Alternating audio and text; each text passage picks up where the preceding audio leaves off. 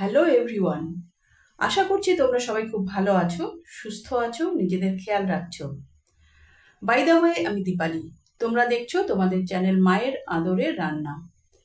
আজকে আমি তোমাদের সঙ্গে শেয়ার করতে চলেছি মুড়ি ঘন্ট রেসিপি। তাহলে চলো কথা না বাড়িয়ে সরাসরি রেসিপিতে চলে যাই। দেখো, প্রথমে আমি নিয়ে নিয়েছি পৌনে 1 বাটি গোবিন্দভোগ চাল, সুগন্ধযুক্ত। এবার চালটাকে আমি ভালো করে ধুয়ে নেব। জল দিয়ে ভালো করে ধুয়ে নিতে হবে 2-3 বার, যত ইমপিউরিটিস থাকে সব বেরিয়ে যাবে। রেসিপিটি দেখতে দেখতে চ্যানেলে যারা নতুন এসছো তারা চ্যানেলটিকে সাবস্ক্রাইব করে বেল আইকনটি প্রেস করে রাখো, যেন পরবর্তী নোটিফিকেশন সবার আগে তোমার কাছে পৌঁছায়। দেখো, আমি 2 বার ভালো করে ধুয়ে, জল পাল্টে ধুয়ে জলটা ফেলে দিয়ে এবার আমি কিছুটা জল দিয়ে চালটা ভিজিয়ে রেখে দেবো 10 মিনিট। আমি নিয়ে নিয়েছি এখানে রুই মাছের মাথা, একটি বড় সাইজের রুই মাছের মাথাকে 2টো টুকরো করা। অনেকে কাতলা মাছ দিয়ে করে থাকেন, কিন্তু আমার মনে হয় রুই মাছ দিয়ে সব থেকে বেস্ট হয়। তো মাছটাকে আমি নুন এবং হলুদ দিয়ে ভালো করে ম্যারিনেট করে নেব। কাতলা মাছের মাথা সাধারণত মাছের মাথা দিয়ে যে ডাল হয় এবং ছেঁচড়া হয়, তো সেইটাতেই অ্যাপ্রোপ্রিয়েট আমার মনে হয়। রুই মাছের মাথা দিয়ে মুড়ি ঘন্ট বেস্ট। দেখো, মাছের মাথাটা এবার আমি ভেজে নেব। কড়াতে তেল দিয়ে দিয়েছি, তেলটাও গরম হয়ে গেছে। মাছ দুটো আমি ভালো করে ভেজে নেব। একটা সাইড হয়ে গেছে এবং উল্টে দিচ্ছি, আর একটা সাইডও আমি ভেজে নেব। দেখো, আমি উল্টে দেখিয়ে দিলাম, আমাদের দুটো সাইডই ভাজা হয়ে গেছে। এবার আমি মাথাগুলো তুলে নিচ্ছি। মাথাগুলো তুলে নিয়েছি। এবার আমি নিয়ে নিয়েছি একটি বড় সাইজের আলুকে এরকম ছোট ছোট ডুমো ডুমো করে কেটে নিয়েছি। এবার আলুগুলো আমি এই তেলেই ভেজে নিচ্ছি। একটু হালকা লাল করেই আমাদের আলুটাকে ভাজতে হবে। দেখো, আলুটা ভাজা হয়ে গেছে অলমোস্ট। আলুটা এবার আমি তুলে নিচ্ছি।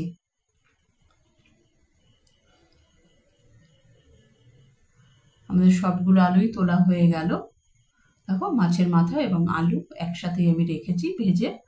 এবার এই তেলের মধ্যে আমি 1 চামচ ঘি মিশিয়ে দিচ্ছি। অনেকে ঘিটা শেষে মেশান, কিন্তু আমি প্রেফার করি প্রথমেই মেশাতে।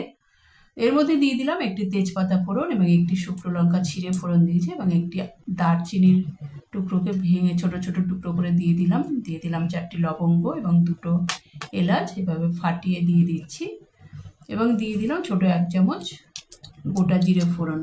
একটি বড় সাইজের পেঁয়াজকে আমি ছোট ছোট ঝিরি ঝিরি করে কেটে নিয়েছি, সেটাই এবার হালকা লাল করে ভেজে নিচ্ছি। তোমরা রেসিপিটি কোথা থেকে দেখছো সেটা অবশ্যই জানাবে। যদি ফেসবুক পেজ থেকে দেখে থাকো তাহলে পেজটিকে অবশ্যই ফলো করার অনুরোধ থাকলো। পেঁয়াজটা হালকা লাল করে আমি ভেজে নিচ্ছি।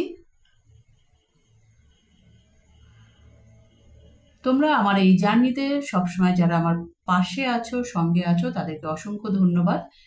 এর মধ্যে আমি দিয়ে দিলাম 1/2 চামচ গ্রেট করা রসুন এবং 1 চামচ গ্রেট করা আদা দিয়ে ভালো করে ততক্ষণ কষাতে হবে যতক্ষণ না আদা এবং রসুনের কাঁচা গন্ধ চলে যায়। দেখো, আমাদের ভাজা হয়ে গেছে। এরপর আমি দিয়ে দিচ্ছি 1 চামচ হলুদ গুঁড়ো, 1 চামচ কাশ্মীরি লঙ্কার গুঁড়ো, 1/2 চামচ জিরে গুঁড়ো এবং 1/2 চামচ ধনে গুঁড়ো দিয়ে 1 মিনিট মতো আমি কষিয়ে নেব, যতক্ষণ না কাঁচা গন্ধ চলে যায়। একদম লো ফ্লেমেই আমি কষাচ্ছি, নাহলে মশলাটা জ্বলে যেতে পারে। এবার দিয়ে দিলাম 4টি কাঁচা লঙ্কা চিড়ে ঝালের জন্য। এবার দেখো, আমি যে গোবিন্দভোগ চাল ভিজিয়ে রেখেছিলাম সেটাই জল ঝরিয়ে এবার এর মধ্যে দিয়ে দেব।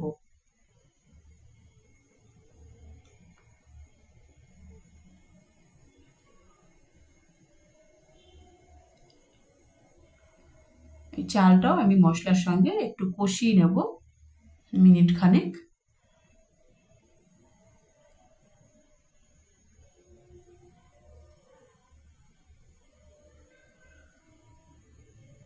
এবারে আমি এই ভেজে রাখা আলুগুলো এর মধ্যে মিশিয়ে দিচ্ছি। তোমরা রেসিপিটি অবশ্যই ট্রাই করবে, দুর্দান্ত স্বাদের রেসিপি।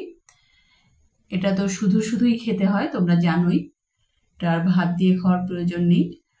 তো এটাই হোল মিল হিসেবে তোমরা খেতে পারো বা ভাতের আগে খেতে পারো। এবার আমি মাছের মাথাগুলো ছোট ছোট টুকরো করে নিচ্ছি। ছোট ছোট টুকরো করে নিয়ে এর মধ্যে আমি দিয়ে দেব।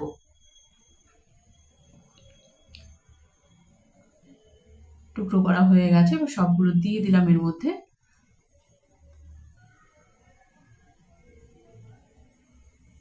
অপূর্ব সুন্দর গন্ধ বেরোচ্ছে। তো আশপাশ থেকেও আমাকে অনেকে জিজ্ঞাসা করেছে বাড়িতে আজকে কি রান্না হচ্ছে, তো প্রতিবেশীরা। তো দেখো, জলের মেজারমেন্টটা খুব ইম্পর্টেন্ট। আমি এখানে 1.5 বাটি চাল নিয়েছি এবং জল দিয়ে দেবো এখানে 1.5 বাটি, এবং এর মধ্যে স্বাদ মতো নুন দিয়ে দিলাম। নুন দিয়ে ভালো করে মিশিয়ে দিচ্ছি।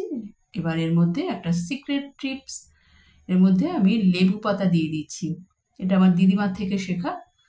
আগেকার দিনে গ্রামের বাড়িতে ঠাকুমা দিদিমারা তো অত গরম মশলার চল ছিল না, ব্যবহার করতেন না। তারা এই প্রাকৃতিক উপায়ে রেসিপিকে সুস্বাদু করে তুলতেন। তো সেখান থেকেই শেখা, এই জন্য লেবু পাতা দিয়ে দিলাম। দেখো, আমি 10 মিনিট ঢেকে রেখেছিলাম চালটা সেদ্ধ হবার জন্য, এবং আলুগুলো যেন সেদ্ধ হয়ে যায়। এবার ভালো করে নাড়াচাড়া করে নিচ্ছি। দেখো কত ঝুরঝুরে হয়েছে, একদম ঝরঝরে হয়েছে। এবার আমি দেখিয়ে দিচ্ছি, দেখো চালটা একদম প্রপার কুক হয়েছে, অথচ ঝরঝরে। এবার আমি 1/2 চামচ চিনি মিশিয়ে দিলাম। এটা তোমাদের টেস্ট অ্যাকর্ডিং ব্যবহার করতে পারো। কেউ একটু বেশি মিষ্টি পছন্দ করে, কেউ একটু কম। তো আমরা মাঝামাঝি পর্যায়ে আছি, তো সেই জন্য 1/2 চামচ চিনি দিয়ে দিয়েছি। এবার দেখো, আলুটা আমি কেটে দেখিয়ে দিলাম, আলুটাও প্রপার কুক হয়ে গেছে। এবার আমি এটাকে সার্ভ করে দেবো। চিনিটা কখনোই আগে দেবে না, তাহলে চালটা প্রপার কুক হবে না, শেষেই দিতে হয়। এবং শেষে তোমরা ঘি দিতে পারো। আমি যেহেতু আগে দিয়েছি সেই জন্য আমি ঘিটা পরে আর ব্যবহার করলাম না। এবং তোমরা গরম মশলাও অ্যাড করতে পারো।